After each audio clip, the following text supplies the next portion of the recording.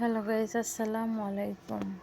আজকে ছিল 2 পাউন্ডের একটা mango flavour cake. Final look কেমন হয়েছে প্লিজ জানাবেন।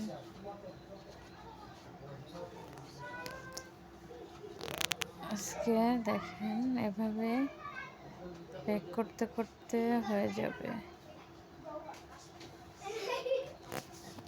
কালকে চলে গেল দিবাগত রাত্রি শবে মেরাজ, তারপরে আসবে শবে বরাত, তারপরে আসবে রোজা।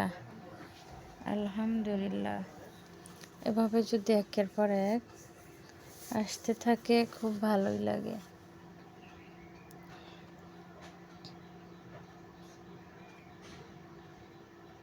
এই যে বেক করা শেষ, আটাগুলো দিয়ে মাখিয়ে নিচ্ছি।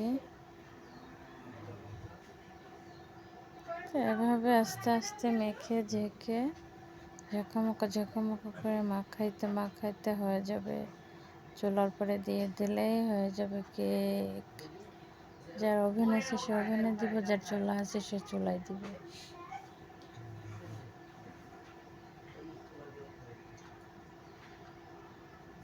খুব ভালো।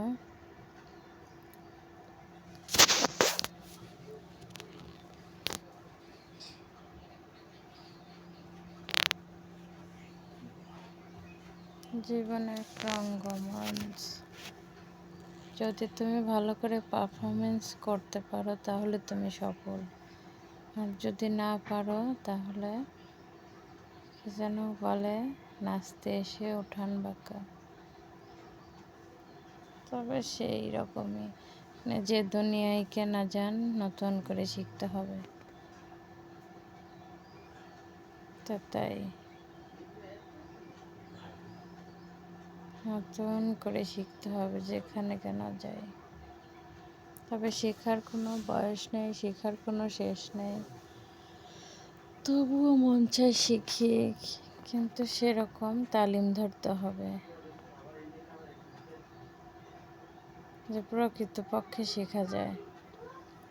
একটা জিনিস কয়দিন করলাম, ভাল লাগলো না, আবার ফেলে দিলাম, পরে আবার আরেকটার পিছনে দৌড়ালাম। আসলে যুগই এরকম করে চলতেছে। কোনো একটা জিনিস একবার ধরে রাখলে একঘেয়েমি লাগে, যে কোনো জিনিস। তাই সবাইকে বলছি মনোযোগ সহকারে যা করবেন করতে থাকেন, আল্লাহ ঠিক সফলতার দ্বারপ্রান্তে নিয়ে পৌঁছে দেবে। রিজিকের মালিক আল্লাহ, রিজিক কারো হাতে নাই।